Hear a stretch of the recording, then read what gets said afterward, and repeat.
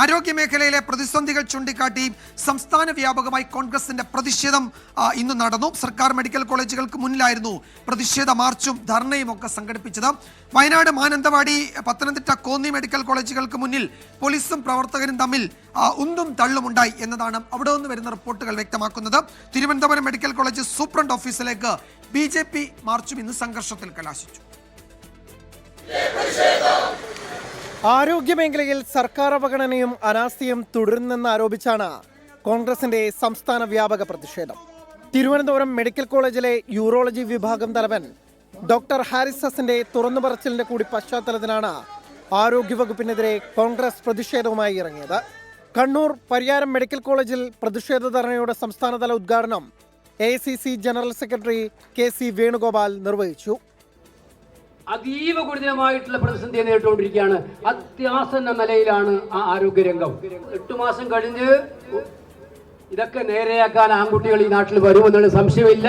പക്ഷെ ആ 8 മാസത്തേക്ക് കൂടി ജനങ്ങളെ ഇത് അനുഭവിപ്പിക്കാൻ ഞങ്ങൾ സമ്മതിക്കില്ല.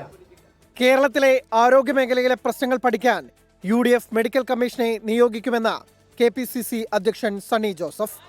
വയനാട് മാനന്തവാടി മെഡിക്കൽ കോളേജ് കവാടത്തിന് മുന്നിൽ പോലീസും പ്രവർത്തകരും തമ്മിൽ ഉന്തും തള്ളുമുണ്ടായി.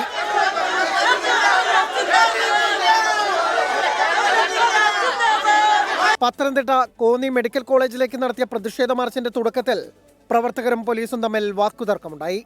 മെഡിക്കൽ കോളേജിൽ സർജറി കഴിഞ്ഞാൽ തുന്നിക്കെട്ടാനുള്ള നൂല് പോലും ഇല്ല എന്ന പ്രതിപക്ഷ നേതാവ് VD സതീശന്റെ പരിഹാസം.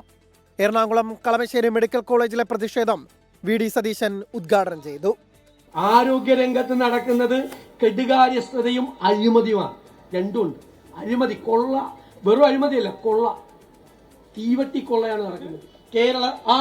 കേരളം വെന്റിലേറ്ററിലാണ്. ഈ ഗവൺമെന്റ് ആരോഗ്യ കേരളത്തെ വെന്റിലേറ്ററിലാക്കി.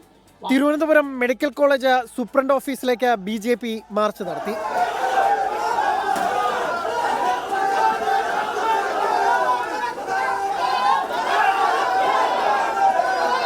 വിവിധ ബ്യൂറോകൾക്കൊപ്പം 24 തിരുവനന്തപുരം.